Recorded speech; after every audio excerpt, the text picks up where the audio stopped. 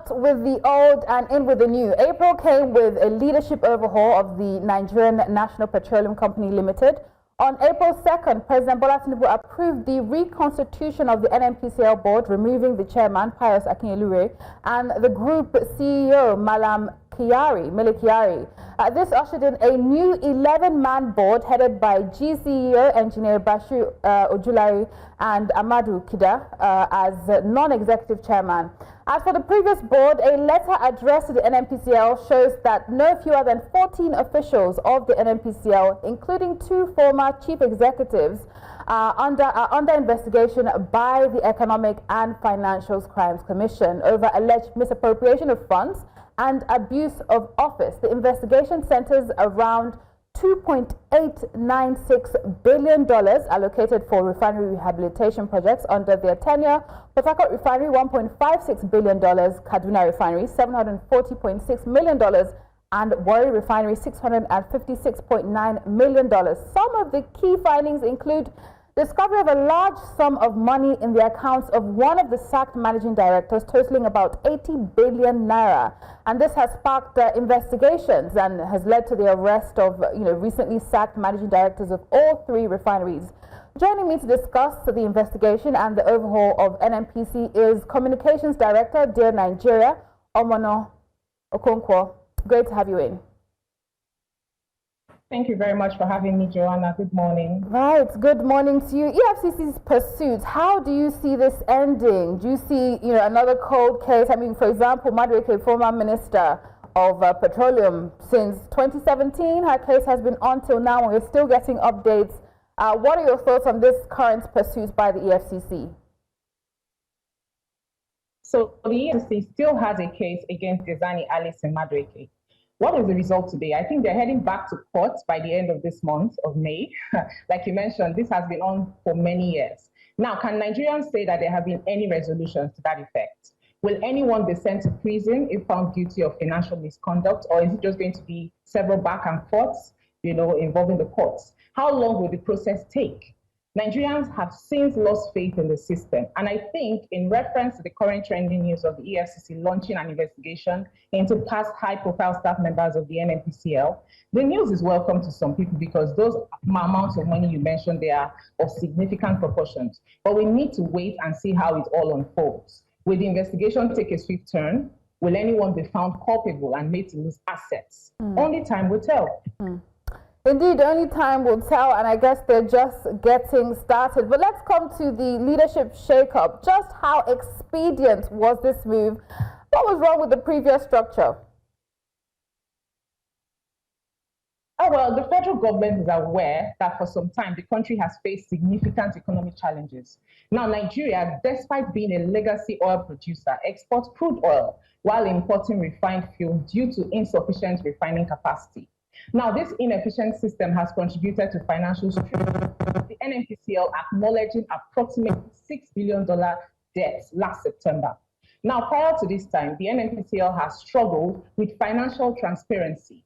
Despite beginning to publish accounts in the last 5 years, the company's financial situation still remains opaque, at least to everyday Nigerians. Now, they also face operational efficiency. With over 5,700 employees and diverse assets, including petrol stations and petroleum refineries, analysts suggest the NNPCL needs significant restructuring to focus on its core function of oil production. Now, they've also faced political interference. Experts caution that government intervention could undermine reform efforts, with powerful politicians benefiting from contracts and, influencing appointments. Now, the federal government has brought in a group of technical experts, right, that understand how the base oil and gas industry works. This has always been the viewpoint of a lot of industry greats.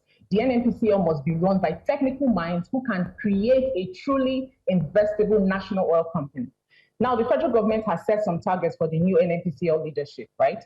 Increasing oil production output from less than 1 million barrels per day in 2023 to 2 million barrels per day by 2027 and 3 million by 2030. Now, data from the NUPRC states that in March 2025, aside from condensate, we produced 1.4 million barrels per day. Meanwhile, our 2025 budget assumption is premised on 2 million barrels per day at So, 70. I mean, a lot of projections and goals there. Omono, can you hear me?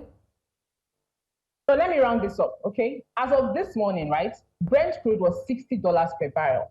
So if we are serious about our economic development, something different needs to happen. Yeah. All right, thank you very much. We're going on a break right now. It's still Business Edge, and we're talking the current shakeup in NNPCL. We'll be back on that matter after this break.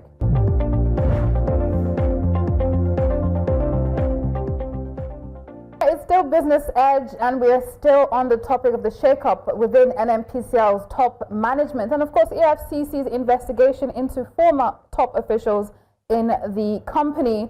Omono Okonkwo is still with us now to continue the conversation. I mean, you've shared a lot, you know, that was wrong with the previous system, right? And the ambitious goals that should be set for, you know, NNPCL. But what confidence do we have that Ojulari's leadership could finally deliver? Number one of the key issues was accountability and performance as well of Nigeria's premium petroleum company. And, you know, how long do you think is needed? Should we also be setting a timeline to these goals and expectations? Well, as I have mentioned earlier, Ojulari is a technical professional, and this is the kind of leadership the NNPCL needs right now. Someone at the helm who will deliver higher oil production and get the company to where it needs to be to attract continuous investments in the oil sector. Now, right now, Nigerians have little faith in the entire system, mostly because they are still feeling the impact of the fuel subsidy removal. Businesses are suffering, paying products at high costs because our state refineries are still not 100% functional. Now, as you know, expensive petroleum products affect everything else, and Nigerians are struggling.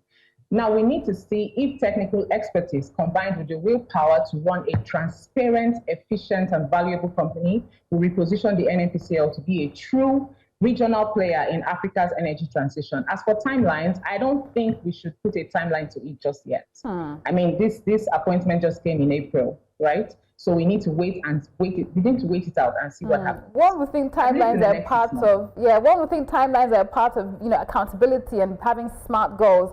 But coming down to corporate governance, we know that has also been an issue.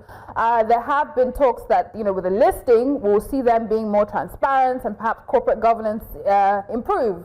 Do you also share that belief? Well, yes, I think I do. A listing will ensure that the NNPCL is a visible player in Africa's energy transition. Now, Nigeria's oil sector needs investment from credible global investors, and this is one of the ways to ensure that the company is on its toes, meeting global standards, communicating without fail, and building credibility one block at a time. Now, when the public trust is there, investors can put their money into the company, and the technical minds behind the leadership are able to make use of those resources and increase oil production. And then also focus on gas. Like, you know, we have several critical gas projects that are stalled right now under the previous leadership of the NNPCL. And then when things are raised, Nigerians can start to reap the benefits of a properly run oil sector. All right.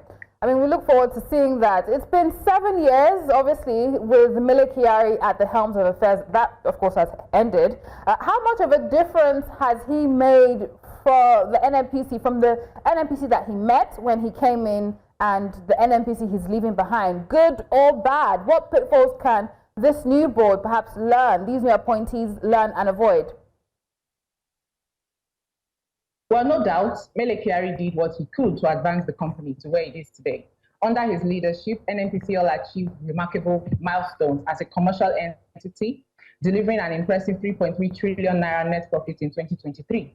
That's a 28% year-over-year increase, while building an asset base exceeding 16 trillion naira.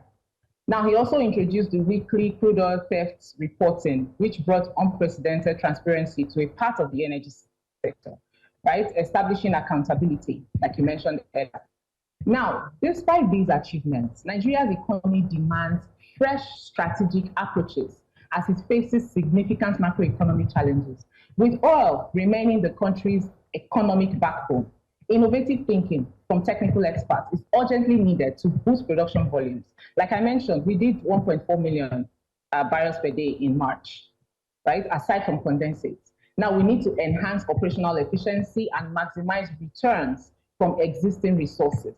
Now, the path forward requires building upon Kyari's established governance framework while implementing bold new initiatives to revitalize the sector. Now, that being said, new appointees must avoid playing politics. They must avoid allowing politics to play a role in the discharge of their duties, and they must keep all activities open and transparent. That is the way to build trust to the Nigerian public and with potential investors and even existing investors. Yes, as well. I mean, they need all the investments they can get, and transparency and trust is key if I'm going to put my money in. So what does this mean, this new leadership, this new board, this new administration in the NNPCL? What does this mean for the entire value chain? You know, what expectations should they have, refineries and all the other players within that sector? Well, the refineries, petrochemical plants, and all of them, they will only record achievements if only the NNPCL leadership stays focused and allows those subsidiaries to be properly run by those who understand the nuances of the sector. Like I mentioned earlier, it can't be business as usual. You can't give people appointments, based on any other thing aside from technical expertise. The country needs it right now. We need to increase our oil production. We need to make sure that all our subsidiaries are working 100%. This is why I mentioned avoidance of politics. So we make sure that the entire value chain will begin to benefit all Nigerians. Right, and of course you've listed a number of points that perhaps will drive investor interest, right? And get the much needed interest in terms of investment in that sector. But finally, oil prices are dipping. Below $60, if I'm not mistaken, at the moment, right? Oil prices are below $60 per barrel. What are your projections? What's the impact? What can be done to perhaps hedge against what's happening on the global scene with oil prices? Oh, well, it's a devastating blow to us, actually, because our petroleum exports constitute over 80% of foreign exchange earnings. Now, a meaningful turnaround requires the country to pursue a dual strategy of operational excellence and strategic diversification within the sector itself. Now, in the immediate term, our aggressive action against pipeline vandalism,